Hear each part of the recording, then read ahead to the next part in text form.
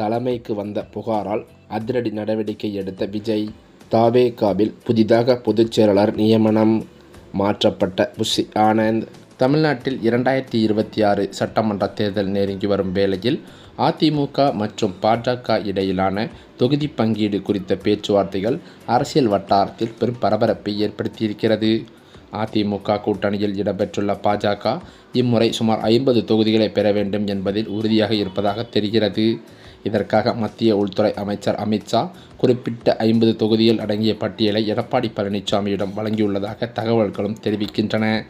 அதிமுக வழங்கும் பலவீனமான தொகுதிகளை ஏற்க பாஜக விரும்பவில்லை என்றும் வெற்றி வாய்ப்புள்ள குறிப்பிட்ட தொகுதிகளை குறிவைத்து இந்த பட்டியல் தயாரிக்கப்பட்டுள்ளதாகவும் கூறப்படுகிறது. இருப்பினும் பாஜகவின் இந்த 50 தொகுதிகள் கோரிக்கையை ஏற்பதில் அதிமுக தலைமைக்கு சில தயக்கங்கள் இருப்பதாகவும் தெரிகிறது. திமுக கூட்டணியில் ஏற்கனவே காங்கிரஸ், விடுதலை சிறுத்தைகள், கம்யூனிஸ்ட் கட்சிகள், மதிமுக போன்ற பல கட்சிகள் இருக்கிறது. ஆனால் இந்த முறை காங்கிரஸ் ஆட்சியில் பங்கு கேட்டு வேண்டும் என்ற கோரிக்கையை வலியுறுத்தி வருகிறது. மாநில அரசின் ஆட்சியில் பங்கேற்க வேண்டும் என்ற அவர்களின் கோரிக்கையை திமுக ஏற்கவில்லை. இருந்தாலும் காங்கிரஸ் தன் கோரிக்கையை விட்டுக் கொடுக்காமல் தொடர்ந்து அழுத்தம் கொடுத்து வருகிறதாம். ஆனால் இதனை திமுக தலைமை ரசிக்கவில்லை என்றும் கூறப்படுகிறது. மேலும் அது மட்டுமில்லாமல் 2026 சட்டமன்ற தேர்தலில் அதிமுகவானது பாஜகவின் கைப்பிடியில்தான் இருக்கும் என்று பல்வேறு அரசியல் கட்சி தலைவர்களும் தற்போது பேசி வருகின்றனர். இந்த நிலையிலோ நடிகர் விஜய் தொடங்கியுள்ள தமிழக வெற்றிக் கழகம் புதிய அரசியல் சக்தியாக உருவாகியுள்ளதால் 2026 தேர்தலில் போட்டி கடுமையாக இருக்கும் என்பது தெளிவாகியிருக்கிறது. இதனால் திமுக கூட்டணி கணக்குகளில் பெரிய மாற்றங்களை செய்ய யோசித்து வருவதாகவும் கூறப்படுகிறது. குறிப்பாக காங்கிரஸ் கூட்டணியில் இருந்து வெளியேறினாலும் பிரச்சனை இல்லை, அதற்கு பதிலாக தேமுதிகவை கூட்டணிக்குள் கொண்டு வரலாம் என்ற நிலைப்பாட்டில் சில திமுக தலைவர்கள் இருக்கின்றனர் என பல தகவல்களும் வெளியாகி வருகிறது. தேமுதிக இதற்கு முன்பு ஒருபோதும் திமுகவுடன் கூட்டணி அமைத்ததில்லை. ஆனால் 2026 தேர்தலில் 9 தொகுதிகள் வழங்க திமுக முன்வந்துள்ளதாகவும் கூறப்படுகிறது. அதிலும் பிரேமலதா விஜயகாந்த் மற்றும் விஜய பிரபாகரன் போட்டியிட விரும்பும் சில குறிப்பிட்ட தொகுதிகளையும் ஒதுக்கி கொடுக்கலாம் என்ற முன்மொழிவையும் வந்திருக்கிறதாம். கடந்த முறை அவர்கள் போட்டியிட்ட 25 தொகுதிகள் திமுக கைக்கு திரும்பியிருக்கிறது. அதில் 9 தொகுதிகளை தேமுதிகவிற்கு கொடுத்து மீதமுள்ள தொகுதிகளில் கூட்டணி கட்சிகளுக்கு சிலவற்றை வழங்கலாம் என்ற திட்டமும் பேசப்பட்டு வருகிறது. அதே நேரத்தில் திமுக தன் நேரடி போட்டி தொகுதிகளையும் அதிகரிக்க விரும்புகிறது. மறுபுறம் அதிமுக, பாமக, பாஜக கூட்டணி ஏற்கனவே அதிகாரப்பூர்வமாக அறிவிக்கப்பட்டுள்ளது. ஆனால் அதிமுகவுடன் இருந்த தேமுதிக ராஜ்யசபா சீட் விவகாரத்தால் அதிமுக வாக்குறுதியை காப்பாற்றவில்லை என குற்றம் சாட்டி அந்த கூட்டணியில் இருந்து விலகியிருக்கிறது.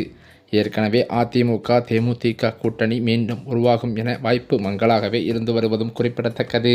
அதே சமயம் ஏற்கனவே அதிமுக கூட்டணியில் இருந்து அதிருப்தியால் வெளியேறிய தேமுதிக தனது அடுத்த கட்ட முடிவை வரும் 9ஆம் தேதி கடலூரில் நடக்கும் மாநாட்டில் அறிவிக்க உள்ளது. காங்கிரஸ் வெளியேறினால் மிஞ்சும் தொகுதிகளை தேமுதிகவுக்கும் கூடுதல் சீட் கேட்கும் மற்ற கூட்டணி கட்சிகளுக்கும் பிரித்து கொடுத்துவிட்டு அதிக இடங்களில் தாங்களே நேரடியாக போட்டியிட திமுக கணக்கு போடுகிறதாம். நடிகர் விஜயின் தமிழக வெற்றிக் கழகம் ஒருபுறம் சவாலாக இருக்கும் நிலையில் காங்கிரஸ் எடுக்கும் முடிவுகளை தங்களுக்கு சாதகமாக மாற்றிக்கொள்ள திமுக தீவிரமாக செயல்பட்டு வருகிறது. அதே சமயம் என்னதான் தனது கூட்டணியை பலமாக வைத்திருந்தாலும் மாற்றுக் கட்சியினரை தங்கள் கட்சியில் இணைக்கும் முயற்சியில் ஸ்டாலின் தீவிரம் காட்டி வருகின்றார். ஓரணியில் தமிழ்நாடு என்ற உறுப்பினர் சேர்க்கையின் மாற்றுக் கட்சியினர் பலரும் திமுகவில் இணைந்து வருகிறார்கள். அதிலும் குறிப்பாக அதிமுக மற்றும் பாஜகவை சேர்ந்த முக்கிய நிர்வாகிகள் பலரும் சமீப காலமாகவே திமுகவில் இணைந்து வருவதால் நாளுக்கு நாள் ஸ்டாலினுக்கு பலம் கூடிக்கொண்டே செல்கிறது. இப்படியான நிலையில் அண்ணா அறிவாலயத்தில் முதலமைச்சர் ஸ்டாலின் முன்னிலையில் அதிமுகவின் எக்ஸ்-எம்எல்ஏக்கள் இருவர் தங்களை திமுகவில் இணைத்து கொண்டனர். 1991 தேர்தலில் சிவகாசி எம்எல்ஏவாக இருந்த பாலகங்காதரன், பழனி எம்எல்ஏவாக இருந்த சுப்புரத்னம் ஆகிய இருவரும் திமுகவில் ஐக்கியமாகியுள்ளனர். இதில் குறிப்பாக பாலகங்காதரன் ஓபிஎஸ்ஸுக்காக ஆதரவாக டிவி நிகழ்ச்சிகளில் பங்கேற்று மும்முரம் காட்டி வந்த நிலையில் திடீரென கட்சி மாறியிருக்கிறார். இதனால் சமீபத்தில் ஓபிஎஸ் ஆதரவாளரான மனோஜ் பாண்டியன் எம்எல்ஏ திமுகவில் இணைந்ததும் குறிப்பிடத்தக்கது.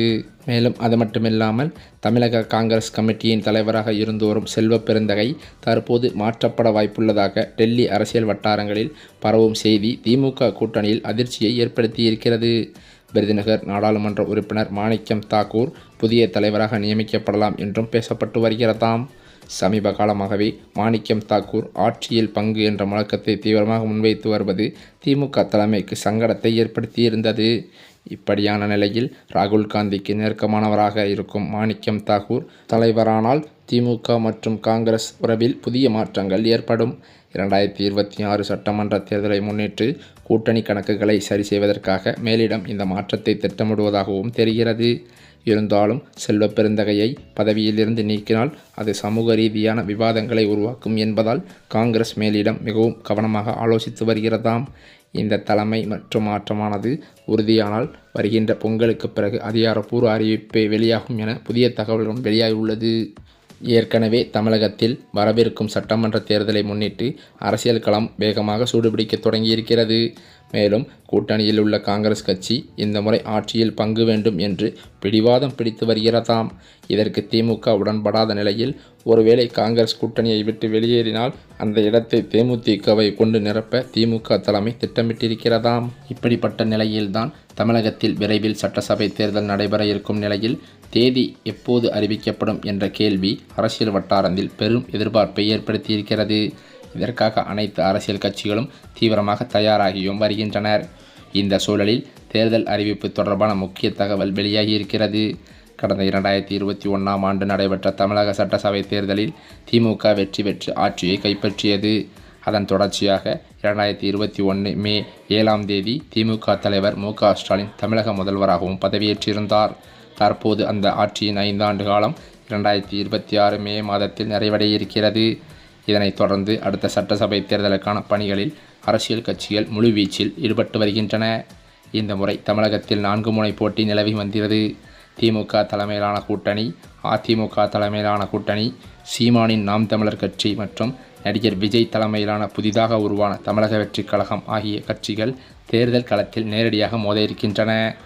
மேலும் திமுக தனது தற்போதைய கூட்டணி கட்சிகளை தக்க வைக்க முயற்சி செய்து வரும் நிலையில் அதிமுக தரப்பில் எதிர்க்கட்சித் தலைவர் எடப்பாடி பழனிசாமி மற்றும் பாஜக தலைவர்கள் கூட்டணியை பலப்படுத்தும் பணிகளில் ஈடுபட்டு வருகின்றனர். விஜய் தனது கட்சிக்கான கூட்டணியை அமைக்க முயற்சி செய்தும் வருகிறார்.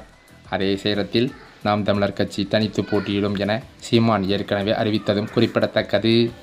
இந்த நிலையில்தான் தமிழக சட்டசபை தேர்தல் தேதி எப்போது அறிவிக்கப்படும் என்பது குறித்து முக்கிய தகவலானது வெளியாகியிருக்கிறது. அந்த தகவலின்படி பிப்ரவரி மாத தொடக்கத்தில் இந்திய தேர்தல் ஆணையத்தின் தலைமை தேர்தல் ஆணையர் ஜானேஷ்குமார், தேர்தல் ஆணையர்கள் சுக்பீர் சிங் மற்றும் விவேக் ஜோஷி ஆகியோர் தமிழகம் வருகை தர உள்ளதாக சொல்லப்படுகிறது. இந்த ஆய்வுகள் மற்றும் ஆலோசனைகளுக்கு பிறகு தமிழக சட்டசபை தேர்தல் தேதியானது மார்ச் மாத தொடக்கத்தில் அறிவிக்கப்படும் என்றும் கூறப்படுகிறதாம். இந்த சூழ்நிலையில்தான் என்டிஏ கூட்டணியில் அதிமுகவானது இணைந்த நிலையில் அதனைத் தொடர்ந்து அமமுக கட்சியின் பொதுச் செயலாளரான டிடிவி தினகரனும் தனது கட்சியை என்டிஏ கூட்டணியில் இணைத்தது பேசும் பொருளாகியுள்ளது. இதனைத் தொடர்ந்துதான் ஓபிஎஸ் மற்றும் செங்கோட்டையனும் இந்த என்டிஏ கூட்டணியில் இணைய வேண்டும் என்று எடப்பாடி பழனிசாமி அழைப்பு விடுத்துள்ளதாக அதிர்ச்சி தகவல்கள் பரவி வருகிறது.